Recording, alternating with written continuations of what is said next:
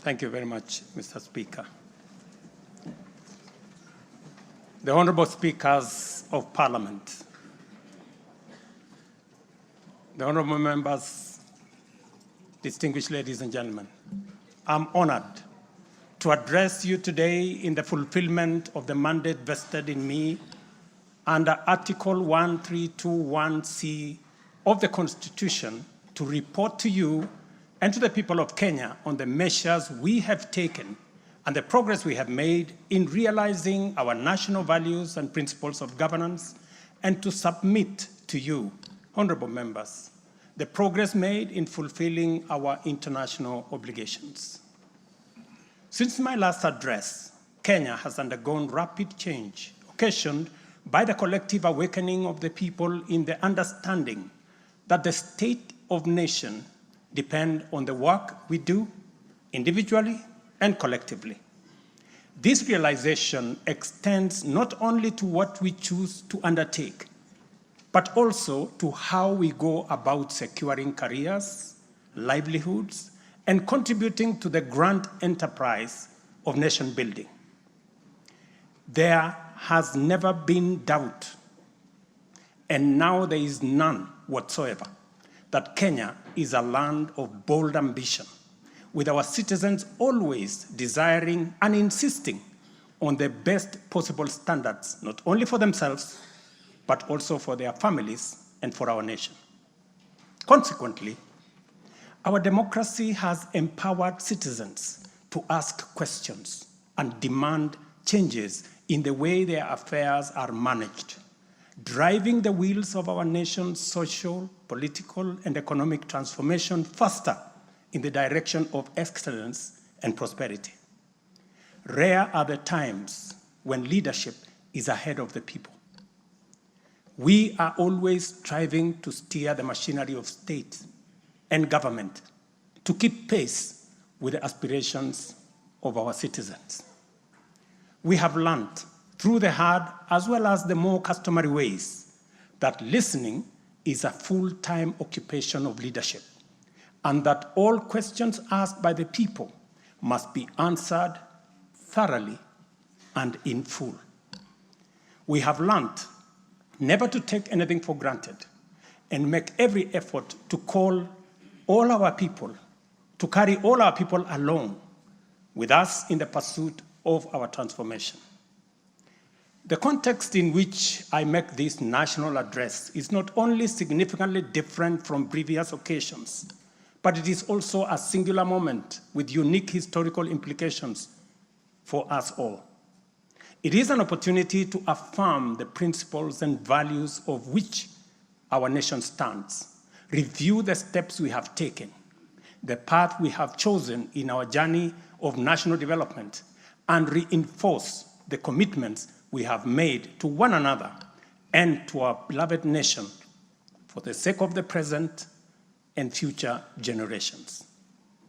I do not take this for granted, and with utmost respect and humility before this august assembly of the people's elected representatives, I desire to respond to the most pressing concerns that have been raised by Kenyans of all walks of life in recent months. To my understanding, the concerns and issues voiced by millions of Kenyans about the state of our nation deserve meaningful engagement, thorough understanding, and thoughtful response. There are discussions about whether leaders understand the pain, hardship, and struggles endured by countless citizens every day as they strive to make ends meet, and whether the government is doing anything about it. Similarly, many struggling Kenyans impatiently wonder, when will real money get to their pockets? And when will the jobs promised, which they deserve, become a reality? Additionally, there has been conversations about our education system, particularly the transition to the competence-based curriculum, and whether policies in this sector are working for or against Kenyans. Important questions have also been raised concerning the direction of development in relation to democracy, human rights, and fundamental freedoms, as well as the rule of law, transparency, and accountability. Another more direct question that emerges every now and then is whether public policy in this administration is in furtherance of service delivery to citizens or just in aid of political strategy. It is undeniable that for many Kenyans, times are hard and the struggle to meet their daily basic needs remains daunting. It is also true that these conditions have persisted for a number of years now, leading to much frustration and anxiety. Although we have gone a long way to mitigate some of these difficulties, much remains to be done, though we have laid a firm foundation for decisive intervention. I believe that it is critical for us to bear in mind that this administration was inaugurated at an extremely difficult time, characterized by domestic challenges, compounded by regional and global security, geopolitical, financial, as well as climate dynamics. As a result, in 2022, the country's total debt burden was not only immense, but it was also stacked up in the most burdensome manner, leaving very little room for investments in public service or development of critical infrastructure. The prices of basic food commodities soared as a result of a combination of prolonged drought, declining local productivity due to inadequate support, and disruptions in the global supply chain caused by the war in Europe.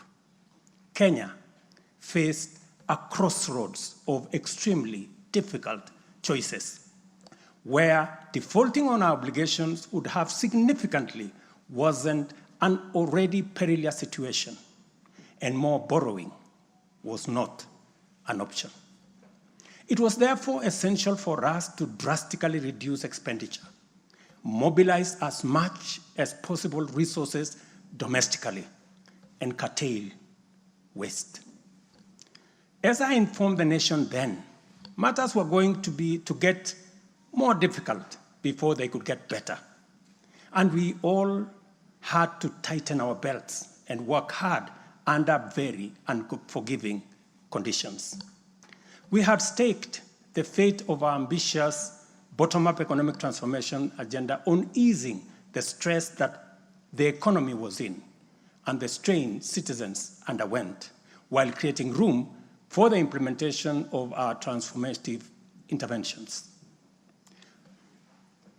Members, I give this background to underscore two very important facts. First, we haven't been watching helplessly and doing nothing as adversity took a toll on the economy and undermined the livelihoods and well-being of the people. On the contrary, we have been working tirelessly to steer the country away from the brink of unprecedented economic collapse and onto a more promising trajectory. The second point is that while we may not be where we would like to be, we are certainly not where we were 2.25 years ago. At the same time, the cost of living was substantially high, with prices of basic commodities beyond the reach of many households. Today, I'm proud to report that the macroeconomic indicators point to a positive turnaround and an upward trajectory. Allow me to highlight a few milestones that underscore this progress. The shilling has stabilized significantly, appreciating from Kenya shillings 162 to the dollar in February 2024 to Kenya shillings 129 today, a remarkable gain of 20%.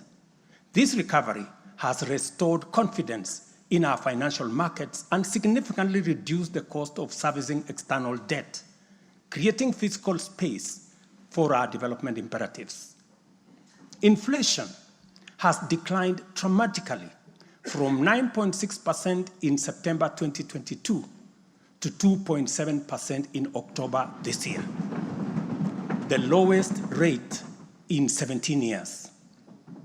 This achievement has been the consequence of favorable weather and our deliberate efforts to support farmers with affordable inputs, including subsidized fertilizer, leading not only to increased production but also productivity and lowering the prices of many cereals, including maize, pulses such as beans and peas. Our foreign exchange reserves have surged by US dollars 2.4 billion to hit a new record of US dollars 9.5 billion, providing a 4.8 month of import cover, the highest in 10 years. This resilience yields us or shields us from external shocks in the global economy and restores investor confidence.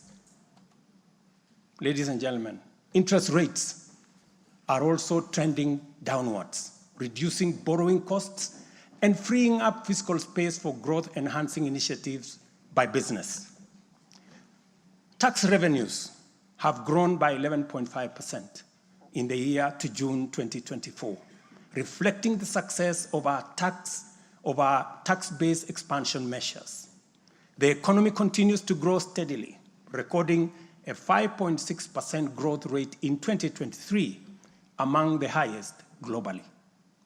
We project 5% growth this year and 5.6% growth next year. Honorable members, our efforts to secure food security and stability are already bearing fruit. Since February, we have distributed subsidized fertilizer to 6.45 million registered farmers in 45 counties,